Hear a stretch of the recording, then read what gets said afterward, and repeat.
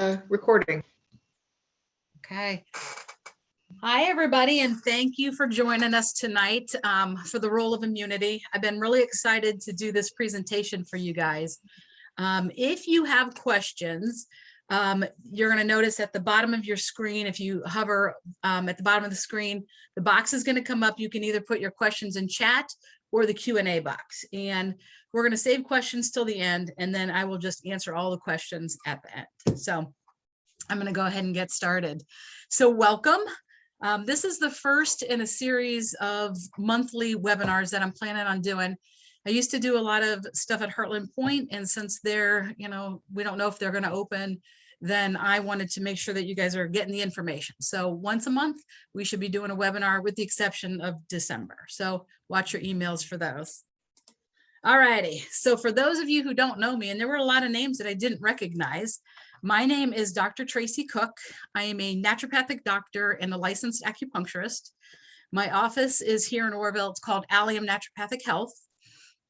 And so today, this presentation is actually in conjunction with the Orrville Area Chamber of Commerce as part of their wellness initiative. So I have to thank the chamber because we're actually using some of their software to actually get it done. Okay, now we're going to go through a ton of information and probably relatively quickly. So I want you guys to feel free to screenshot. If you're trying to write furiously, it's probably not going to work. So on a PC, if you need to screenshot, you're going to hit that little Windows key at the bottom of your keyboard in the print screen at the same time, and it'll capture it. On your Mac, you're going to press the Command, the Shift, and the number 3 key simultaneously. So take a minute, look at your keyboard, make sure that you know how to screenshot this if you want to. All righty. So first of all, what is the immune system? And all it is this really complex network of cells and organs that their job is to defend the body against invaders. Okay, so any kind of thing that can cause infection. And the thing about the immune system is it's silent. When we look at other systems of the body, the cardiovascular system, you can feel the heartbeat, you can see the heart, you can hear it, you can see it on imaging. So it's working, but the immune system is virtually silent until it's not silent. So this is what's really interesting. Before I went to medical school, I always thought that the pathogen, whatever I got sick with, was what made me sick. But the truth is, it's actually your immune system that's causing the symptoms of being sick. So when you have a fever, all that is your body temperature spiking to kill the pathogen. So when my daughter was younger, I used to actually give her something to reduce her fever. And what I was really doing was actually increasing the length of her illness because her body did that high temperature in order to kill the pathogen. So it was not the best thing to do. Think about the body aches that you get or the sore throat. Those are actually the immune system releasing these cytokines that cause that pain. So it's not the pathogen, it's the response of the immune system. Runny nose, vomiting, all those things and diarrhea, all those things are to flush out invaders. So when we think of the immune system as silent, it's actually really not. It's actually very busy and very, very in your face when you've got some sort of invader. Okay. So when we talk about types of immunity, which we're going to go in depth into this today, there are 2 different types of immunity. There is innate immunity versus acquired immunity. And innate immunity is what you're born with. So it's the organs, tissues, and cells of the immune system that came as a package when you first landed here. Acquired immunity is going to be immunity that develops over your lifetime. And there's 2 different ways that we're going to acquire immunity. One of them is passive immunity. So we don't really have to do anything for this. So passive immunity, you get antibodies from your mom if you're breastfeeding, right? So that's one of the reasons that moms actually breastfeed is because their antibodies will pass through to the infant and it will help protect them until their own immune system starts to develop and protect them. There is artificial passive immunity. So this is, people who have antibody conditions where they don't have enough. And so you can actually get injections of gamma globulin to actually boost the immune system. So this is different and is very rare. Active immunity is what we're going to talk the most about today. And so this is the immunity you get anytime you have an infection, a vaccination, or even come into contact with different bacteria and viruses, whether you're infected or not. And so you can get it naturally. So let's say I go out and I touch a doorknob and I touch my nose and I get a flu virus. Okay. So that's a natural acquired active immunity, and antibodies are going to develop in response to that infection. And then artificial active immunity is when you get antibodies in response to a vaccination. And we're going to talk about some things with vaccination today. We're going to talk about bacteria, viruses, even COVID, just because it's completely relevant for what we're going through right now. Okay, so when we talk about the first line of defense, it literally is the first line. This is what you're born with. It's innate, okay? You are going to see this graphic quite a few times, all right? So my innate immune system is this whole, the left 2/3 of your screen, okay? Skin, mucous membranes, cilia, body temperature, and pH, and then these cells, which we'll go into later. So each one of these serves a different function as far as how it protects the body. All right, so protective barriers. Our first one we're going to talk about is the skin. And keeping your skin intact is going to keep microbes out. So that's why it's important, in the wintertime, we're washing our hands a lot. A lot of people get cracked skin. And when that happens, you can actually get microbes in through the skin. So you want to make sure that your skin stays intact. Hydration is really important. And, when you're washing your hands that often, it's really important also to find a nice non-toxic type of lotion to put on too. Now, the other thing the skin does that's really interesting is it actually secretes antimicrobial substances right on to the skin. So the layers of the skin are going to protect us, but also the antimicrobial substances that it secretes are also going to protect us too. Okay. So mucous membranes, we're going to be talking about mucous membranes a lot today. So I want you to think about from nose to anus, okay? So that is all one open tube through the body. Actually, the body actually forms around it in embryology. And anything that opens to the outside like that has mucous membranes that line it. And these membranes serve a multitude of purposes. One of the things that it does is it secretes mucus. And so mucus, one of the, what it does really well is it traps foreign substances. So you think about your nose, you're breathing in, your mucus up in there is actually taking in all kinds of dust, other irritants, viruses, bacteria. It gets trapped in the mucus. You blow your nose and then it's gone. Now, the other thing with mucous membranes is they have these cool little devices. They're called cilia that line them. So if you think about your trachea going down into your lungs and your bronchioles, they have these little hair-like substances, the cilia, and the cilia are always moving like this, but they're moving up and out. So this is why when you get sick, you're finding that you're bringing up mucus, because the mucus is actually trapping these substances down in the bronchioles, and the cilia bring it up so that you can spit it out. Okay. Mucous membranes are also the barrier between us, the outside world, and the inside of your body. And again, hydration is important. And I want you guys to think about, like, most of you have probably turned your furnace on. One of the first things that happens is your nose dries out for about a week. This has already happened to me. So my nose is really dry. And when that happens and I don't have enough mucus, then I am unable to trap these foreign substances. Does that make sense? So the mucus is there for a purpose, and the purpose is really important.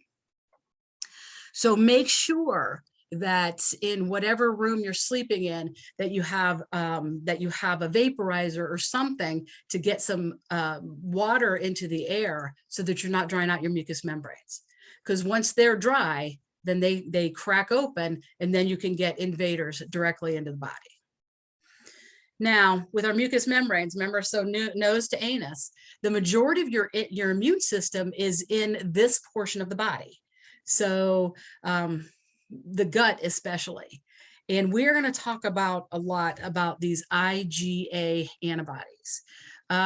For those of us who are old enough to remember IgA food stores, this is how I remember IgA. IgA is where the food goes. So the part of the immune system where the food goes is called IgA. All right. And we will come back to that. Now, there's other cell level responses in the body that are part of the innate immune system. And these are your chemical barriers. So you think about, I talked about the secretions on the skin that are antibacterial. Saliva has some antibacterial type stuff in it. And then also the pH of the stomach. So the stomach itself actually secretes hydrochloric acid, which is part of our innate immune system. And the pH of the stomach being, it's very acidic. It's actually a 2 on the acidity scale. And because it's so low, anything that comes in on your food, and I don't know if you guys know this or not, but your food coming in is loaded with mold, bacteria, viruses. And so it gets into the body. That pH, that low pH, one of the things it does is kills those bugs before it gets into the small intestine. Now, the exception to this is going to be when you are on proton pump inhibitors or something for GERD. So what happens with GERD? And I'm just going to do this briefly. So GERD is esophageal reflux disease.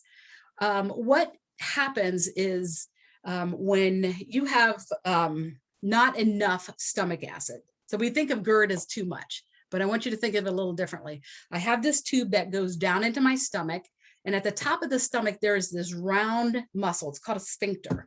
And when I have enough stomach acid, that muscle closes up, okay?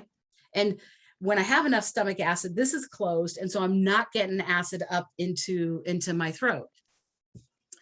So when I don't have enough stomach acid, this opens up, and then acid starts splashing up on the esophagus and can cause damage and pain and all that other stuff. And what we do with medication, which gets rid of the symptom but doesn't get rid of the problem, is we give something to reduce stomach acid.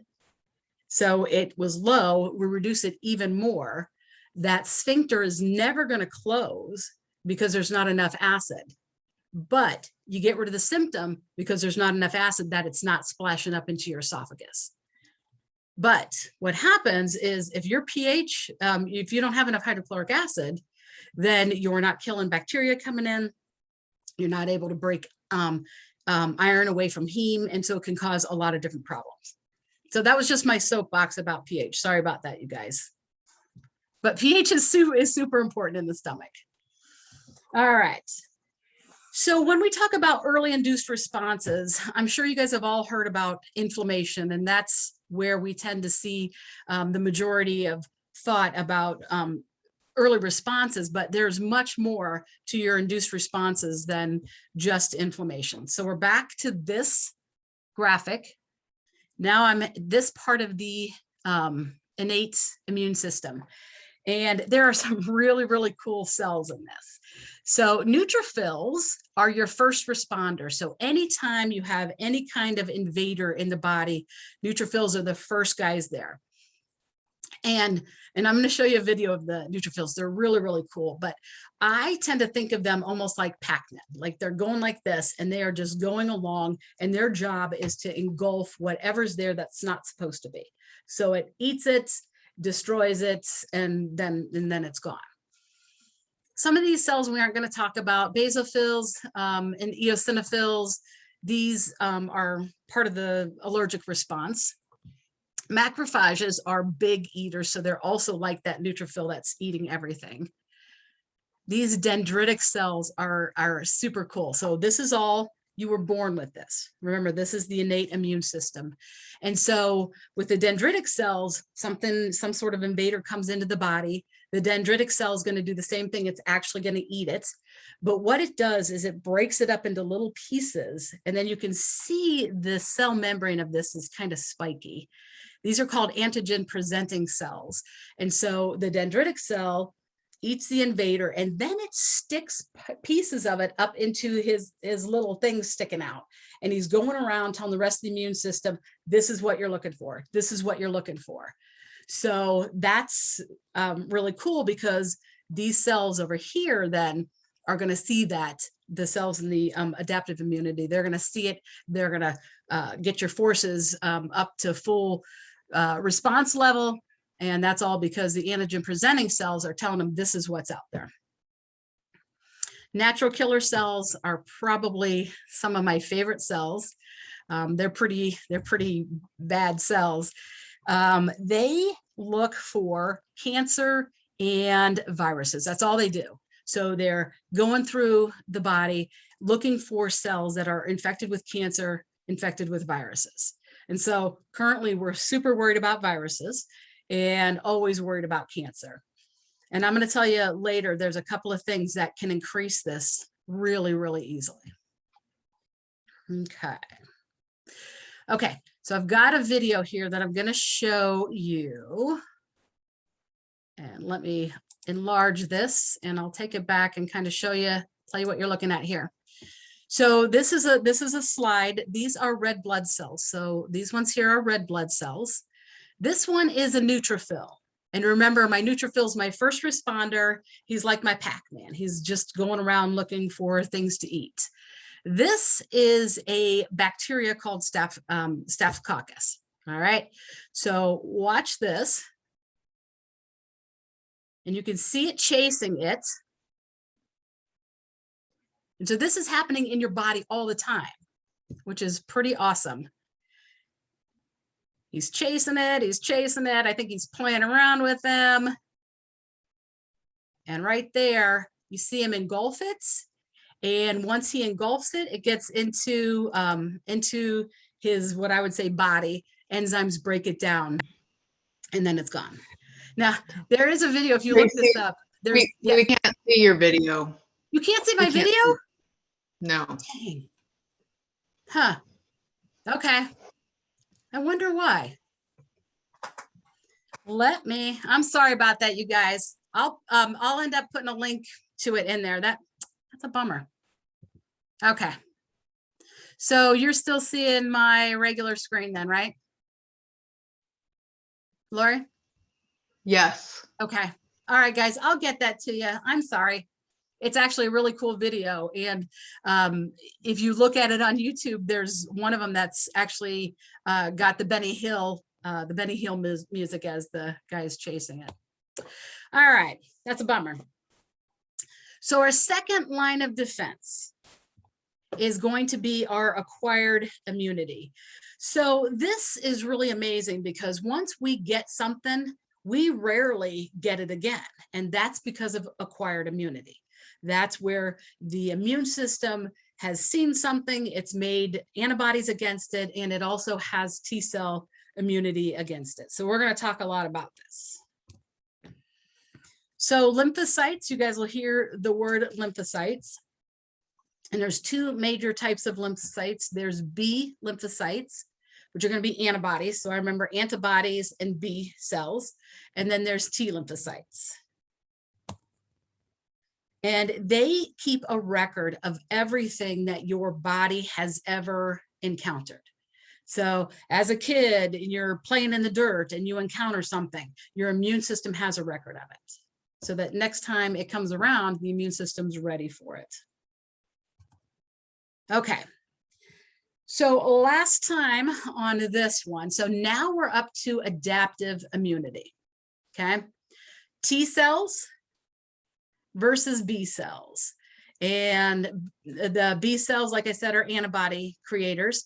T cells will actually attack stuff directly. So how do we acquire immunity? All right. So IgA, you guys remember what I said about IgA?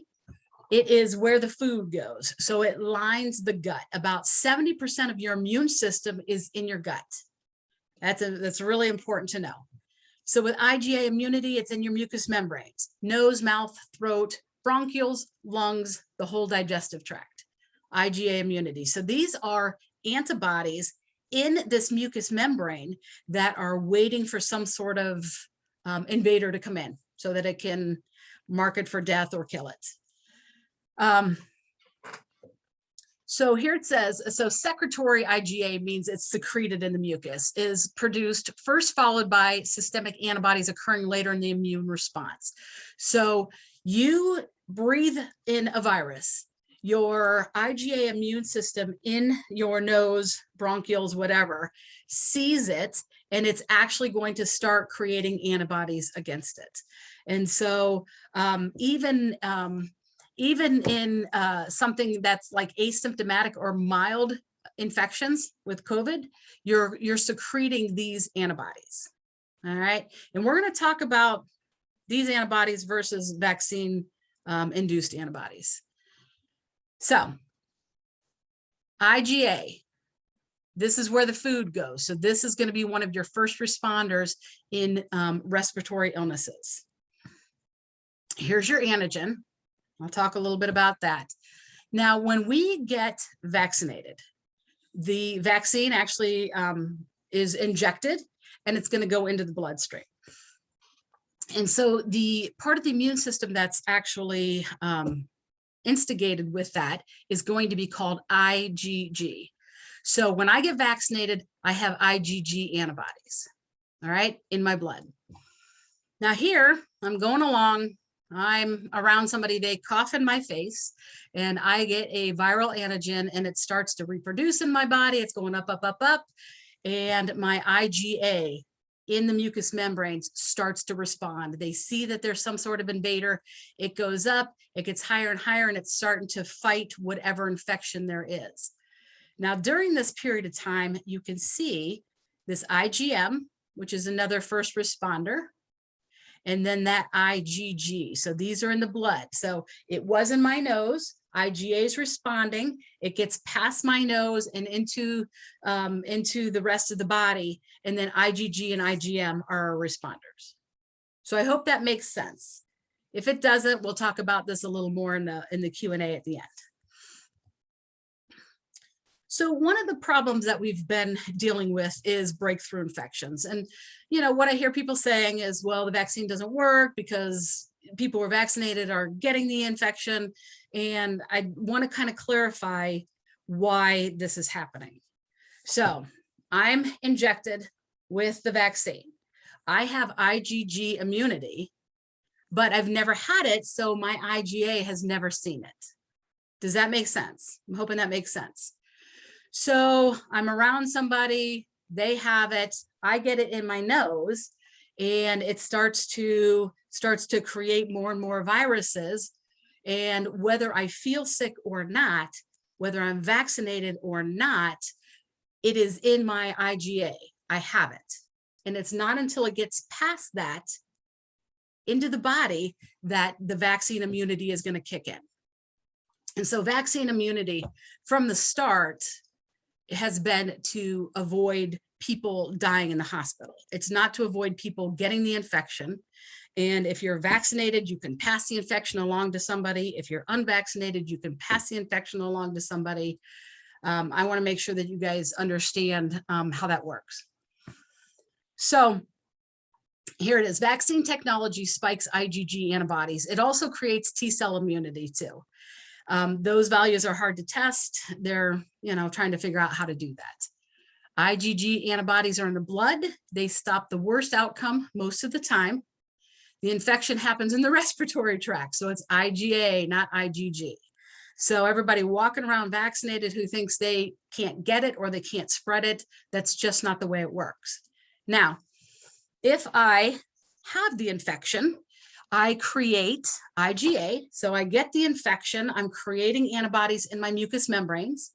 And then my IgM and IgG, my other part of my immune system kicks in.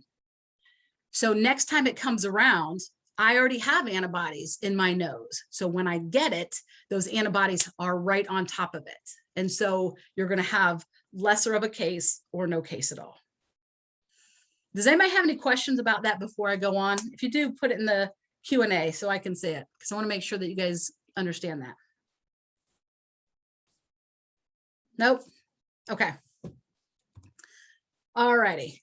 So like fingerprints, our immune systems vary because we have all been exposed to different things throughout our entire life.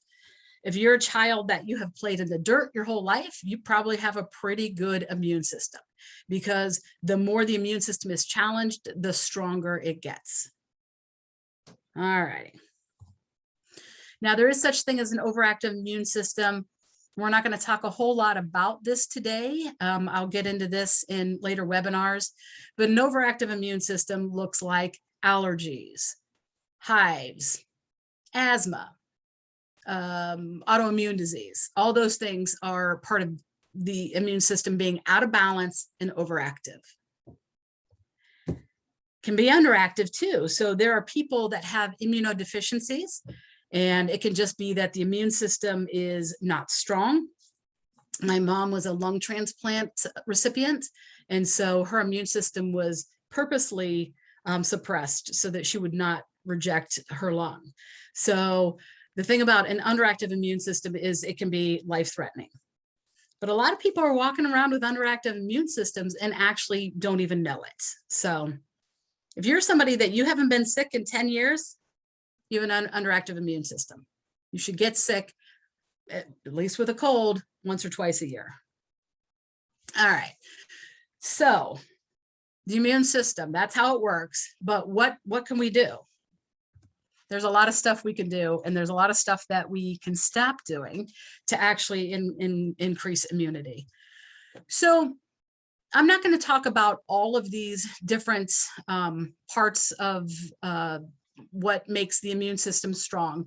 We're going to just hit some of these. Lifestyle is super important in all diseases. Foods, supplements, herbs, essential oils can be really cool, and gut health is key for a lot of different things, but we won't get into all of it today. So as far as your lifestyle goes, taking protective measures, your personal hygiene, remember I talked about the skin and how important it is to keep that skin intact. This is really important. So you actually shouldn't bathe too often, because if you do, you strip away some of those essential oils and stuff from the skin that keep it as one of our protective barriers. And oh, Lordy, let's all reduce our stress and cortisol. I'm going to talk about that later. Improved sleep can really help your immune system. Exercise, and then limiting your alcohol consumption. Okay, I'm going to go through diet kind of quickly. Now, it has been, and this was done in 1992 and 1999. It is now recognized that nutritional deficiencies are associated with impaired cell-mediated immunity. Okay, so this is a part of our adaptive immune system. And so what happens is those lymphocytes, their response to whatever's coming in is actually decreased.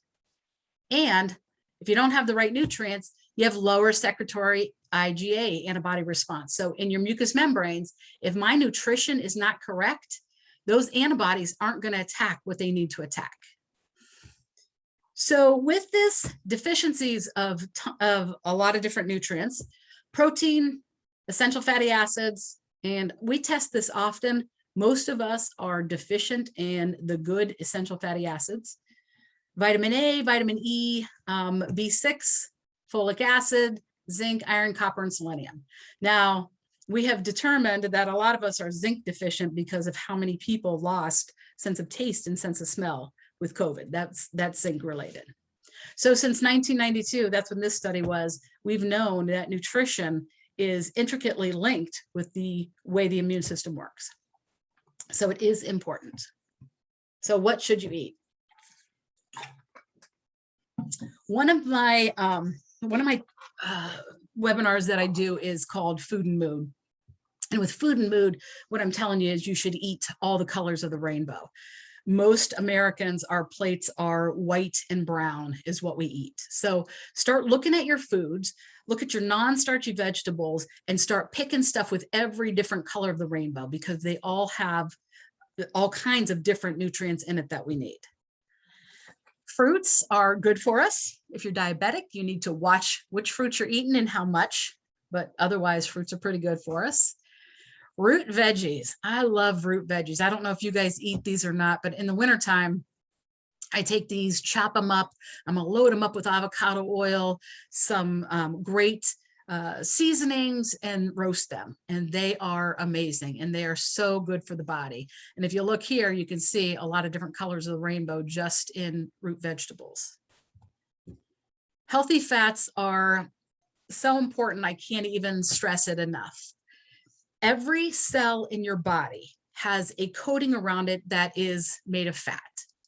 So like I really, really hate low fat diets, because a lot of times they can affect cellular function.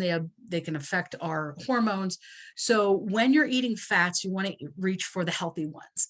So stuff like avocado oil, olive oil, coconut oil, flax is really great. And you can get them from the actual oils themselves, or eat some salmon, eat some avocados, just eat the nuts. It's really, really good for us. As far as meat and poultry goes, it is important, I think, to get the best quality of meat that you can afford. Not everybody can afford organic meat, but if you can get grass-fed, grass-finished, it makes a difference. And I want you to think of it this way. When you are under stress, what happens in your muscles? I used to be a massage therapist, so I know what happens in your guys' muscles when you are stressed. So you're stressed, your muscles are like this, they hurt, they're inflamed. When you are eating meat from animals that are grown in these types of situations where they're under this chronic stress, their muscles are the same way. And so there is a lot of inflammatory chemicals from the body that are in that meat. So you also want to be careful about what your meat is eaten too. So organic meat and poultry, great for the body. Now, if you're going to do eggs, organic or free range eggs are amazing. And the darker the yolk, the better the egg. Seafood and fish are great, but you got to watch out for mercury. So even with all this good stuff, you got to watch out. All right, dairy substitutes. So dairy isn't good for most of us. Most of us have some sort of reaction to dairy. And so dairy substitutes like almond milk, soy milk, if you get an organic soy milk, you can do coconut milk, cashew milk. All of those things are much better for the body, cause less inflammation than actual dairy. And put tons of herbs and spices on your food. Herbs and spices, actually, most of them have antimicrobial effects, which is why in history we've used them. It wasn't for the taste, it was to kill whatever bugs were on our meat. So load up on herbs and spices. All right, now what should you avoid? Alcohol, for sure. Keep your amounts of alcohol low or get rid of it, period. Any kind of processed or packaged food, sorry, I'm by the railroad tracks, so I'm sure you guys can hear that. Any kind of processed or packaged food has a lot of additives in it. It's not good for you. We talked a little bit about dairy, gluten-containing grains. A lot of us are reacting to that. Get rid of the sweetened beverages, soda, those kind of things. Those are going to cause inflammation. Artificial sweeteners, no good. And let's see what else we got on here. Factory farmed and processed meats, candies, and sweets. So avoid those kind of things. And then there's sugar. It's the devil, but it tastes so good. And I have a lot of people who come in and they are literally physically addicted to sugar. And it is possible. So we got physical addictions, we've got emotional addictions. Back in 1973, there in the American Journal of Clinical Nutrition, this study is called The Role of Sugars in Human Neutrophilic Phagocytosis. What's that mean? So remember, my neutrophils were my first responders, my pac-men. Phagocytosis just means there are cells that eat, okay? So this study is looking at how does sugar affect neutrophils and their ability to eat invaders. And this is what they were testing. So they wanted to know, is it just glucose that does this, or that decreases their ability to find and kill invaders, or do all sugars do this? And this is what they found right here. Glucose, fructose, sucrose, honey, and orange juice all significantly decrease the capacity of these cells to engulf bacteria. So let me repeat that. All sugar decreases the ability of your first responders to engulf bacteria. Greatest effect was between 1 and 2 hours after you eat, but even 5 hours after you eat, sugar reduces your body's immune system's ability to kill invaders. All right. Now, I want you to think about cold and flu season. When's it happen? It's in the fall. October, what are we giving our kids? Trick or treat, giving them candy. A month later, there are pies and all kinds of desserts for Thanksgiving, Christmas. So is cold and flu season because of the viruses, or is cold and flu season because our immune systems are overloaded with sugar? Not to mention the decrease in vitamin D. So it's just something to think about. Now, the other thing that it showed was, on the other hand, fasting 36 or 60 hours significantly increased the neutrophils' ability to go after invaders. So actually, going into a long-term fast can increase your body's ability to kill whatever is infecting it. All right, stress and immune function. All right, I need some water on this one. All right, 2 years of COVID stress, election stress, everything that has gone with it. We are all stressed out. The whole world has been traumatized by this pandemic. And so I want to talk a little bit about trauma response, what it is. And there are tons of studies showing that trauma and our response to it affects our immune system almost immediately. So trauma can manifest in many ways. So, and when I say trauma, a lot of times people think, oh, well, my parents didn't beat me, so I didn't have any trauma. And I'm going to tell you, we all have unresolved traumas, stressors, self-limiting beliefs, all those kind of things that are affecting us at a cellular level. So with the trauma, and think about your kid being bullied on the playground. That's traumatic for the kid, all right? So when there's a traumatic event, it can be an immediate response, a delayed response, or it can be persistent. Emotional reactions, physical reactions, cognitive reactions, behavioral reactions, and even existential reactions. So let's think about, you're in a situation and you see something that to you would be considered horrific, okay? That's that fight, flight, or freeze, right? So we're either going to freeze, we're not going to do anything, we're going to start fighting somebody, or we're going to run away. That's part of the immune system's response. But other things, you can end up with anxiety or severe fear at the time. You can have guilt because of what happened. You can feel out of control, your body, you might be sweating, shivering. So those are immediate trauma responses. But there can also be delayed responses that can be happening and being induced years later in somebody from an event that happened 50 years ago, okay? So can be a lowered resistance to colds and infections. You can start to have sleep disturbances. You might get chronic stomach aches. Let's say, well, let me see. This is where drugs and alcohol can come in, kind of questioning what's going on, why me, becoming hopeless. All of those things are responses to traumas, and there's many, many more. So I want to set the stage for something that we do here called the neuroemotional technique, NET. And NET is a technique that has been around for for about 35 years.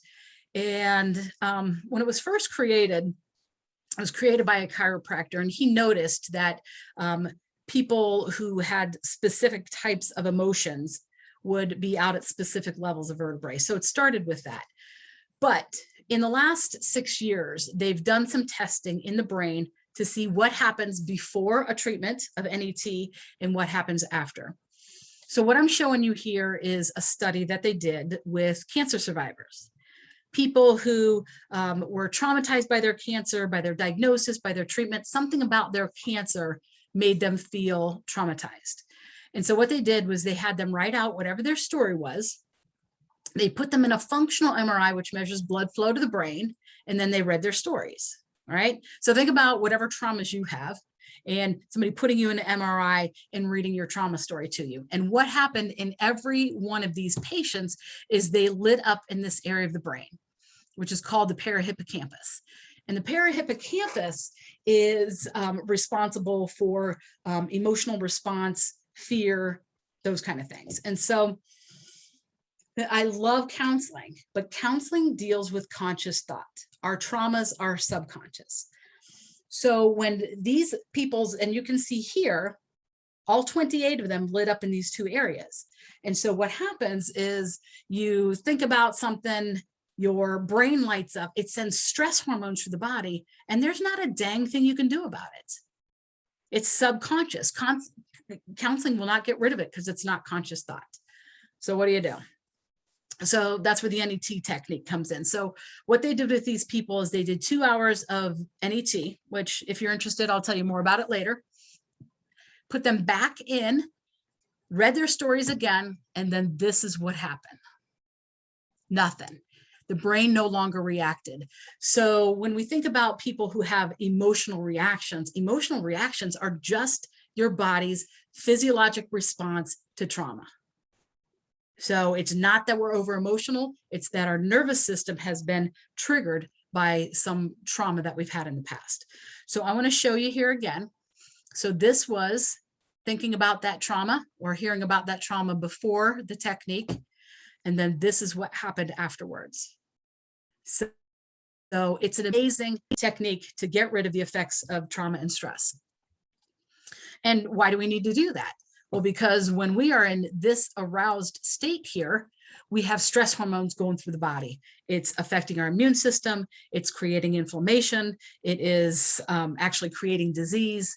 There's a lot of different things with this. Okay, so some of the things, other things that you can do, prayer and meditation are amazing for reducing cortisol, reducing stress levels. If you look at NIH.gov, Medscape, you're going to see thousands of studies showing the brain effects of meditation. So, and even if you can't do it, if you're not a kind of person, then, you know, do something that feels meditative. Artwork can be meditative. Praying is meditative. Sometimes walking in nature is meditative.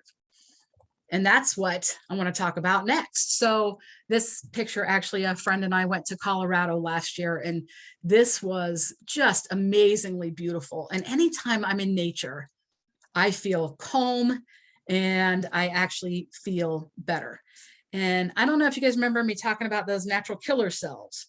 Those are the ones that are looking for viruses and cancer. Studies show 5 minutes in nature, 5 minutes out in this place here, or at Worcester Memorial Park, or at Johnson's Woods, they double the number of natural killer cells in your body. 5 minutes in nature can double them. So just remember that when you're feeling stressed, when you're starting to feel a little sick, get out in nature. That's going to increase your natural killer cells. All right, immune supplements. Are they enough? And I've had a lot of people who, you know, they're like, well, I got an immune system. I have an immune system. I'll be okay. And yet they're not sleeping, they're not exercising, they're eating crappy foods, but they're taking supplements so they think they're okay. Supplements are great, but those things alone are not going to keep your immune system where it needs to be effective with COVID, flu, colds, cancer, any of those things. Okay. All right, vitamin D. So the world has finally realized how important vitamin D is in the body. Ideal levels of vitamin D should be 60 to 80. And most of people that I'm testing are somewhere around 30. So most of us are vitamin D deficient. Some of that has to do with sunscreen, with never being out in the sun, and also with where we are, in the world. After summer, we don't even get enough direct sunlight to increase vitamin D. So vitamin D has a lot of effects on the immune system. It can modulate the immune system. And this was just done last September. Low serum vitamin D levels were linked to increased occurrence of high burdens of viral diseases, such as hepatitis, influenza, COVID-19, and AIDS. So just having low levels of vitamin D affect your ability to fight off viral infections. Now, I like people getting stuff from food. You're not going to get enough vitamin D from foods to keep you safe, so just keep that in mind, but you can definitely supplement with some food. So when you're looking at high vitamin D foods, that fatty fish, your tuna, mackerel, and salmon, there's a lot of foods that are fortified with vitamin D. Orange juice, soy milk, cereals, they actually put vitamin D in. Beef liver, cheese, and egg yolks. Now, vitamin D is important, so is calcium. So over here, I've got my high calcium foods. So your leafy greens are going to be high in calcium. Soybeans, white beans, fish, and then some sort of fortified foods like orange juice, oatmeal. And the one thing I don't have on here is actually almonds, which are high in calcium as well. You're going to notice there's no dairy listed over here.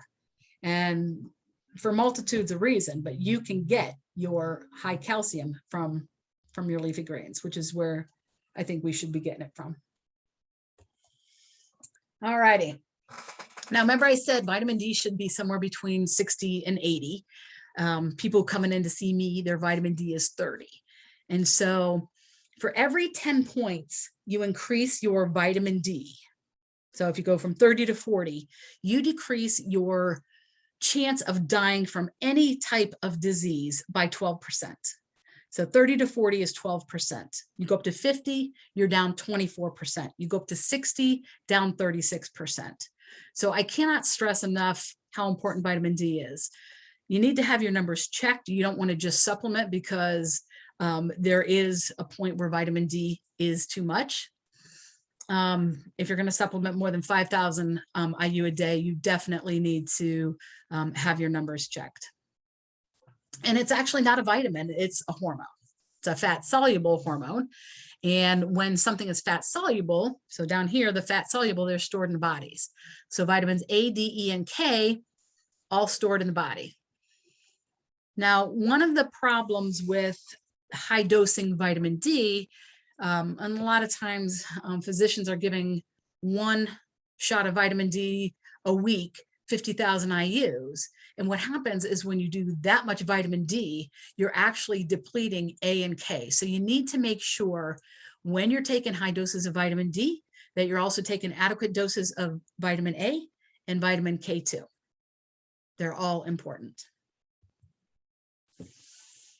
All righty, zinc. We've heard a lot about zinc this year too.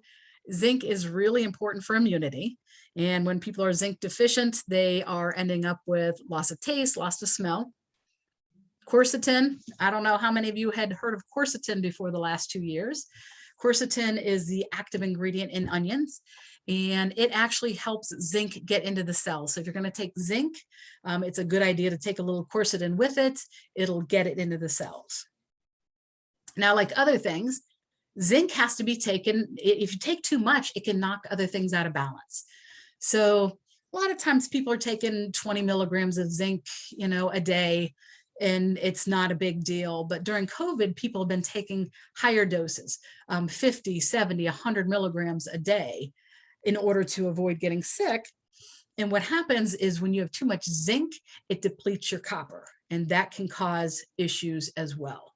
So you should not take high doses of zinc long-term. It is not good for you. All right, this one is about zinc and the immune function.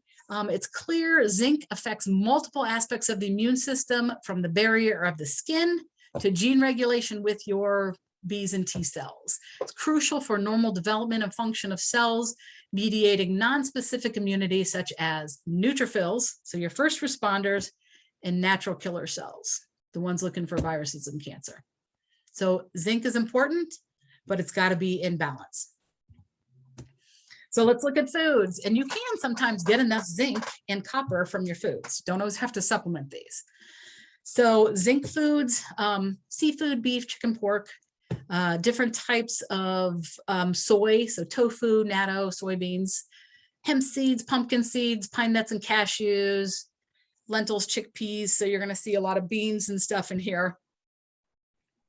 As far as copper goes, your liver and your organ meats, oysters and lobsters, shiitake mushrooms, spirulina, nuts and seeds, leafy greens. Are you seeing some correlations in here? Nuts and seeds, leafy greens. These are going to get you many of the vitamins and minerals that you need.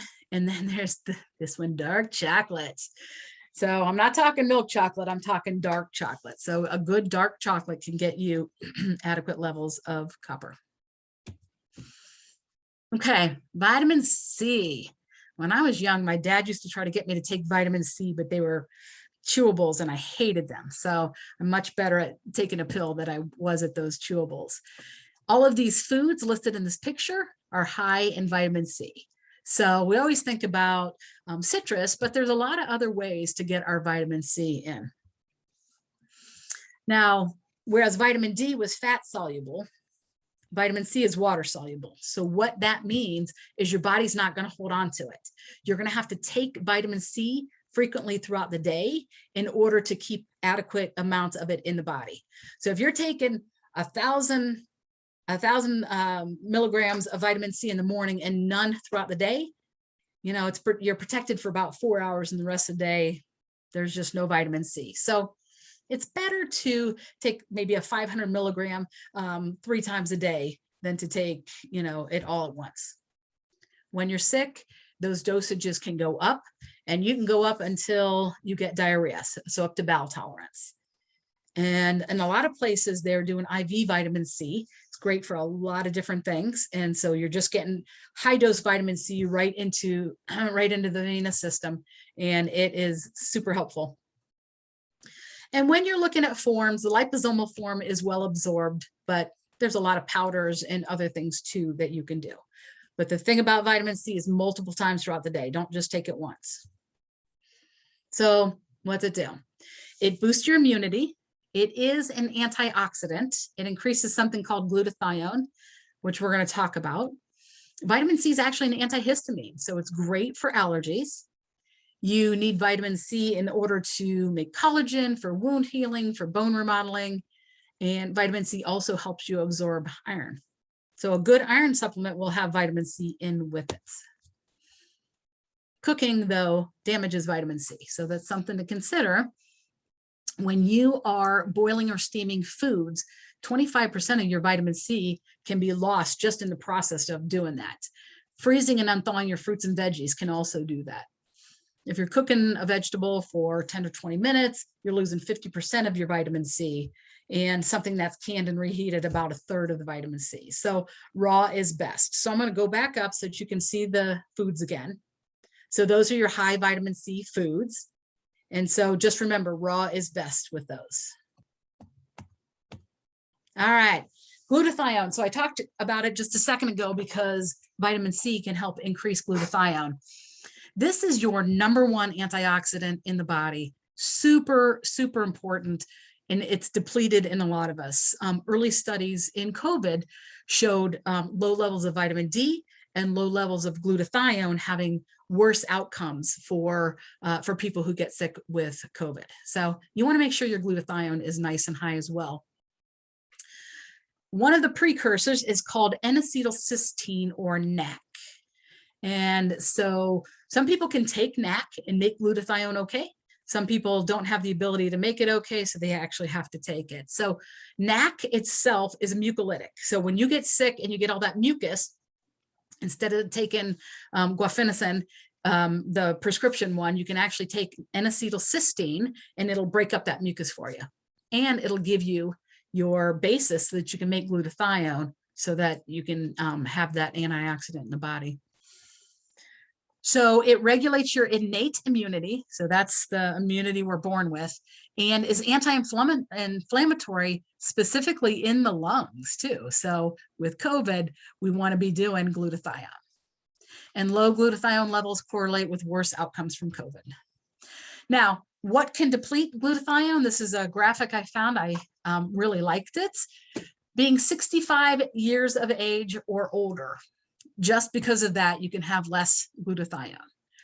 Not consuming the right foods like vegetables, fruits, especially during winter and spring, can decrease glutathione. Chronic disease. So what were they telling us? People with the pre-existing conditions were more susceptible to this.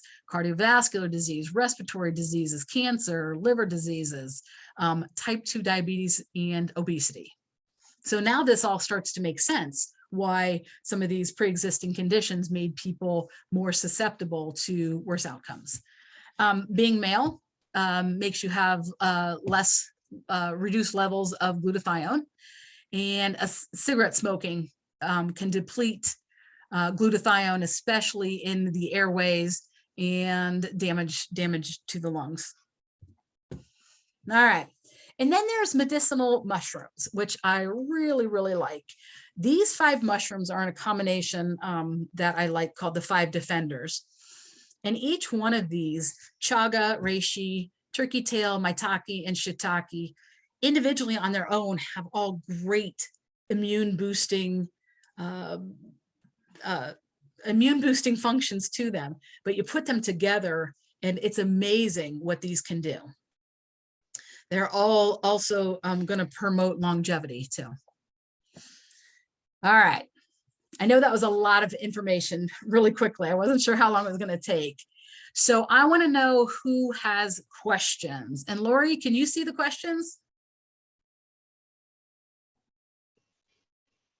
Yes, I can see questions. Can you let me know what they are? So we don't have, nobody is asking any. Oh, So ask okay. a question, someone. Oh, so Nicole's asking me to speak All a right. little further Nicole on has a question. Yep. All right. So NET, the neuro-emotional technique, it is a one-on-one technique specifically with me. Now there is a documentary that you can watch that shows specifically on the research on this. And the current research they're doing is with veterans and PTSD. So this is a great thing to get rid of the physiologic effects of any kind of trauma that's ever happened. And think about it this way. In my family of origin, there were 5 kids in my family. When my parents got divorced, each one of us has a different story about that particular event, about that divorce. Our perception of it is completely different. So one child may be traumatized, another child may not be traumatized.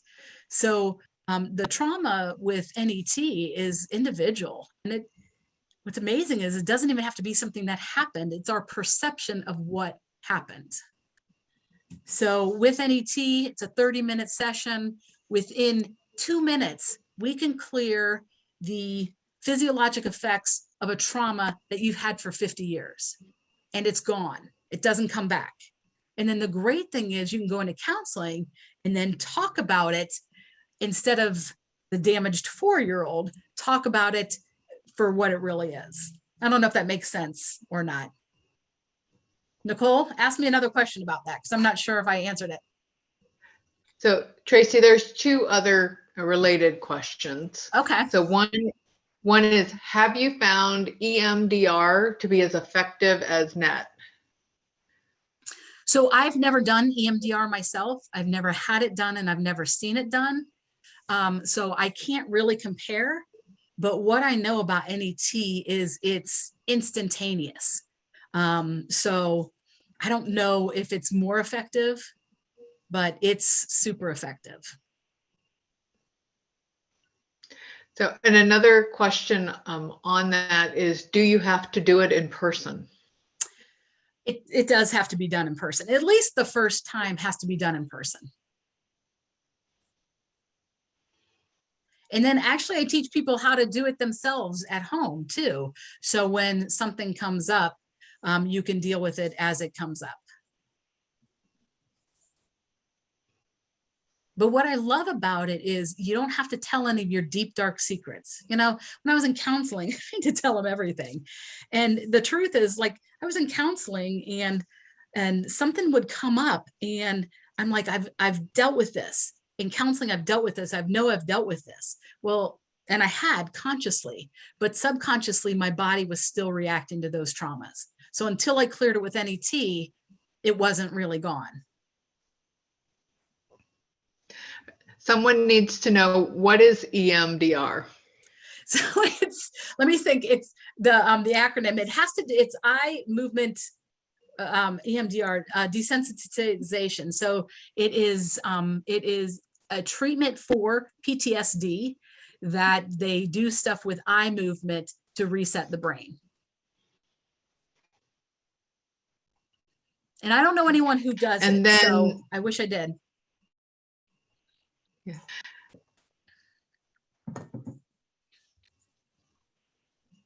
So, and then Nicole was asking a follow-up. Is it like hypnotherapy or No. craniosacral therapy? Now, cranial sacral is nice because you don't have to do anything but lay there. No, it's not like either one of those. So you're not being hypnotized. It is an active process. And through it, your body is able to recall incidences that happened or to bring up feelings, maybe even stuff that you didn't know was even still bothering you. I have a lot of people who say, yeah, I thought that was gone. But, and it was consciously, but it's still subconsciously bothering them.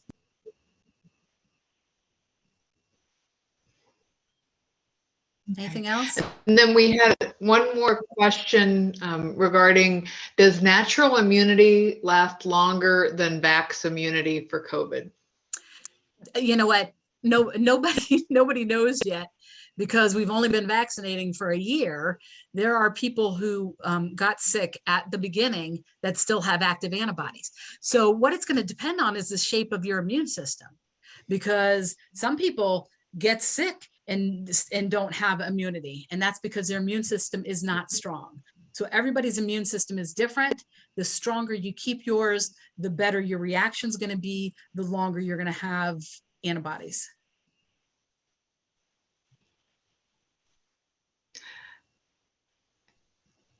And one more question on, what is the documentary on net called?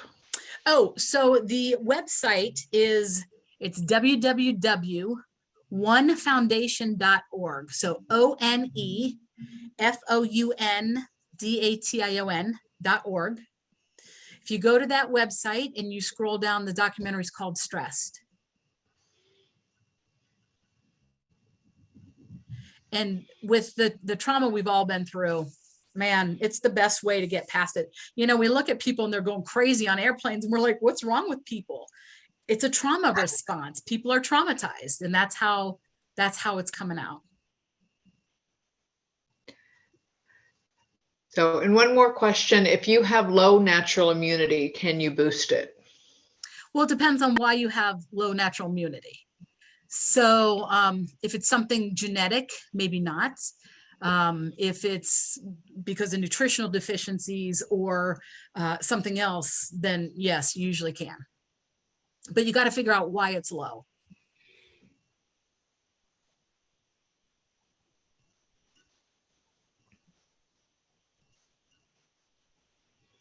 Any other questions?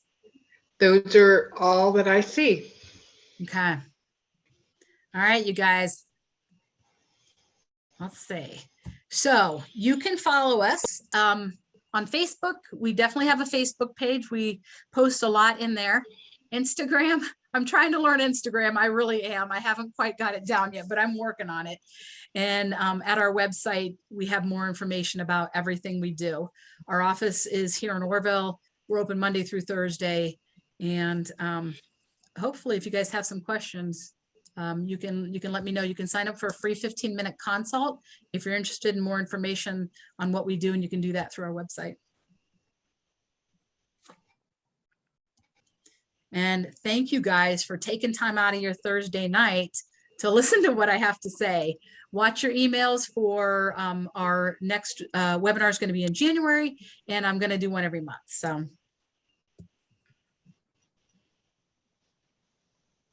All righty. If there are no more questions, I want to say thank you, and I'll see you